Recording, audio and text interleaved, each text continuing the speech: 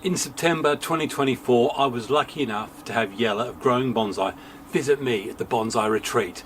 He was here for 3 brilliant days, we did loads of stuff, and you'll have seen many of the videos. But one of the things we talked about is my Japanese larch, in particular, my older sort of 24, 25-year-old trees, this being some of them, and what I could do with them. So if you want to find out exactly what it was that Jelle and I had planned for these Japanese larch, and if you want 2 of Jelle's top tips for creating your own forest, then definitely watch on. So if creating forests is going to interest you, then please take your time to watch this midweek special, not too long, and it's also giving me the opportunity to thank Jelle for all the wonderful help and advice he gave me way back in 2024. I didn't thank him, so we've got that as well. Let's head back to September 2024, shall we? And give you a taster of what's to come in another week's time.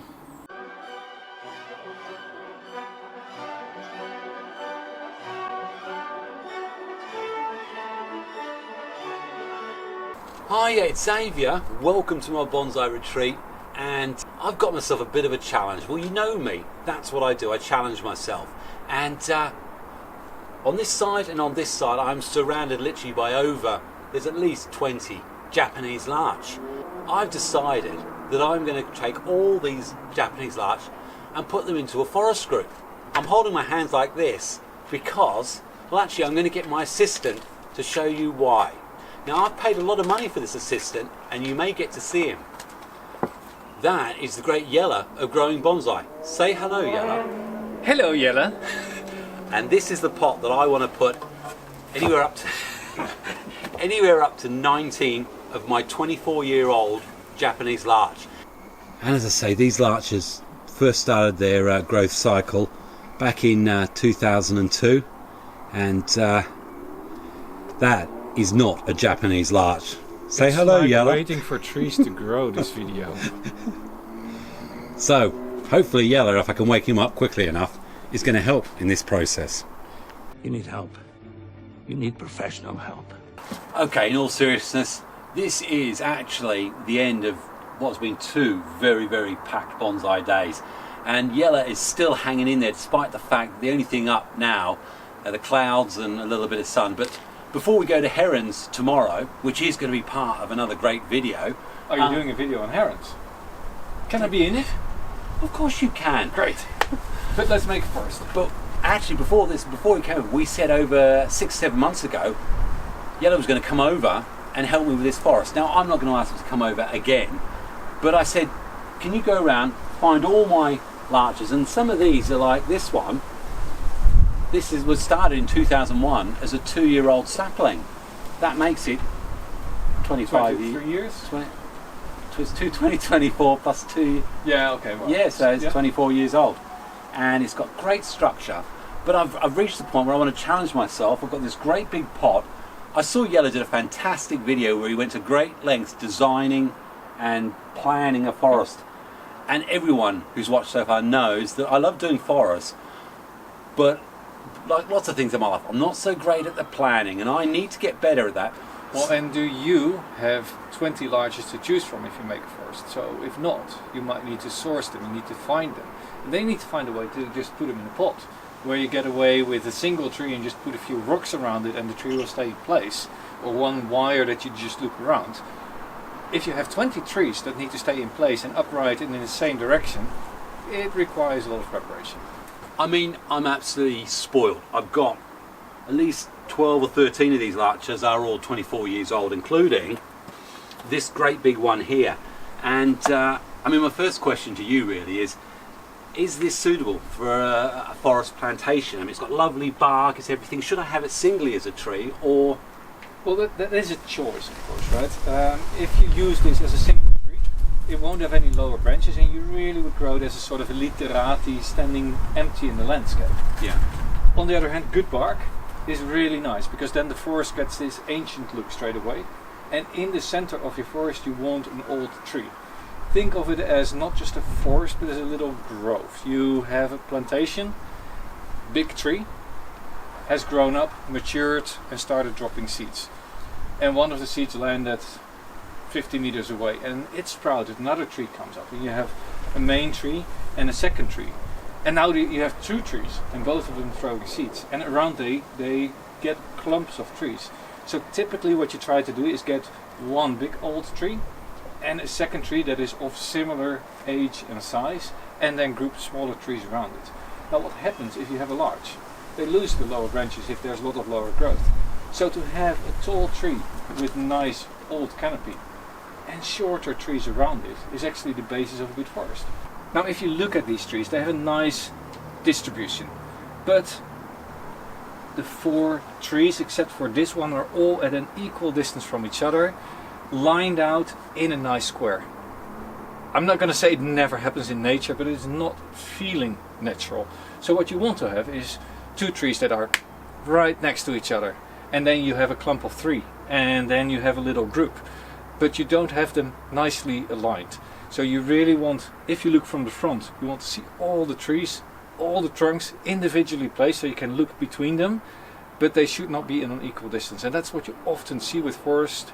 People might make 2 rows of trees, but then the trees are all at equal distance, nicely lined up, so that you get a very wide forest. So basically, if you're organizing your trees, right now they are, from your view perspective, pretty much at an equal distance. That's boring.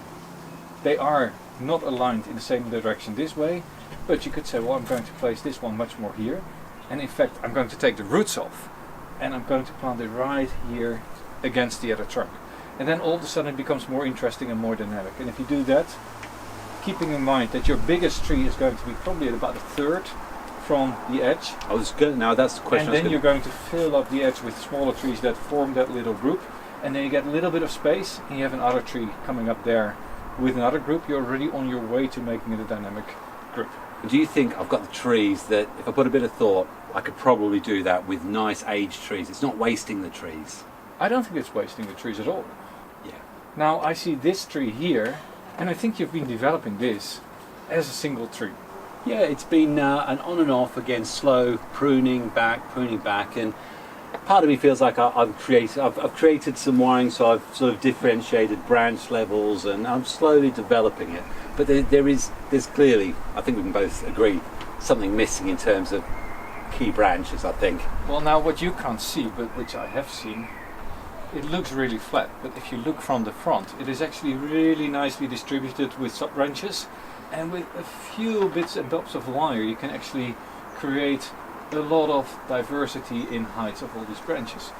It doesn't take away that this is bare, and it's quite bare on the top. Normally, of course, in a tree what you'd expect is that the distances between branches get shorter, and ideally you have them distributed a bit around the branch. But you know how you can fix this. Yeah. We've all seen thread grafts, and I do it with trident maples, and there's no reason why I can't do it with the Japanese larch. I have 2 choices. If I hadn't been so eager on my pruning in 2024, I'd have had some long shoots. Yeah. I didn't think about it, but is that the only option for a thread graft? No, because if I've got some other larch material that's got some long whips, there's nothing stopping me using those whips. There is one downside though. If you look at the different larches that you have, they might have slightly different coloration. The bark might be slightly different. So even though they are all the same species, if they come from different forests, they might be slightly different. So if you graft a branch from another tree, that might result in a slightly different foliage color, needle type. So it is preferred to do it from this tree. But do you know, the other thing I've recognised is that I'm not someone who's in a hurry. I'm quite happy to take the slow road. My major project is to put together the forest. So really what I'm asking now is, I'd love to have you around, but do you know what, I am confident, I can quite happily do this. Yeah. So I want from you probably 1, if I'm being greedy, even 2. Have you got some tips that maybe I should take on board and would help anyone else who's thinking about putting together a forest? Think about direction. So you might have these 1 or 2 big trees that are your central core of the forest. All the branches, all the trunks go outward from that. Or you make them all the trunks vertical, or you let everything lean out from these big trees. So then it really looks like these trees are growing away from the shade of the big trees. Second is, you're going to be using big trees that don't have any side branches. So they have a lot of height, but the lower trunks are empty. So look for trees that have branches on just one side, that you can put quite close to them, So later on, the whole image appears as a full forest. Yeah. So a tree like this would be in a way a shame to use because it is full on all sides. Then rather you go for a tree like this one. Well, that's heavy, there's rocks in there. And you see here that on one side there's hardly any branches, and you've got nice long branches that you could use for thread crafting, but they look very different. They do look different. But this is all bare. So if you use the tree like this, can I show you? And you lean it out a little bit, then it makes a perfect tree on the outside of the forest, filling up this profile. Yeah. But I don't think this is anything new to you. No, but sometimes, and it's a bit like I've learned from some of the other work we've done together, having someone else's perspective stops you from getting, what's the word we use? Tunnel vision? Tunnel vision. And in fact, there is a cracking video that we did together, and it's just going to come up. Do you know what? I've had 2 fun-packed days, and it's felt like a week, and tomorrow we're down to herons. Yep. But I'll be throwing you out of the car afterwards when I'm dropping you off at Heathrow, if we ever get out of the car park, and I won't have the chance to say a proper thanks very much. That it has been absolutely brilliant working with you, and we've had fun before, but actually being able to speak to you in person. It goes a lot quicker than over the WhatsApp. It does, and actually you really do have a great sense of humour, and you know, I felt like we've worked really well together, and I've learnt a lot. Been a blast. And well, we might make it a recurring event. a recurring offence, did you say? Event.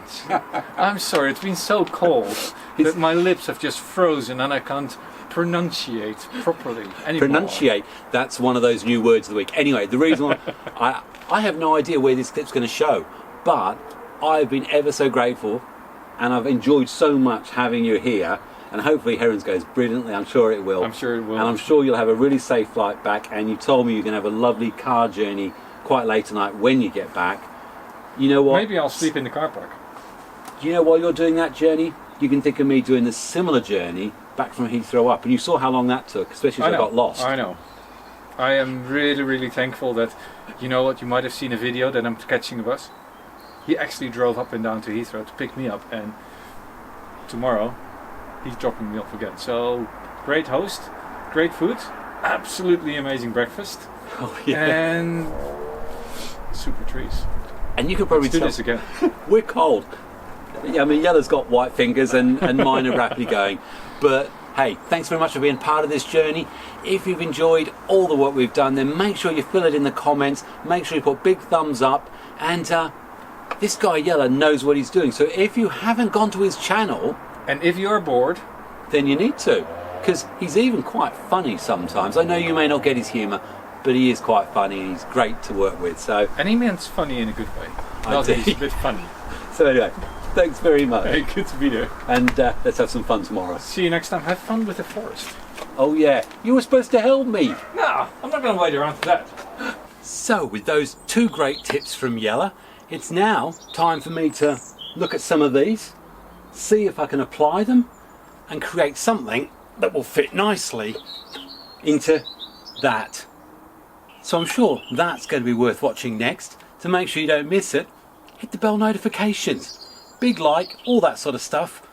But otherwise, I'll see you soon. Oh, and if you want to see some of those great videos that Yella and I shared last year, link in the description in my visits playlist.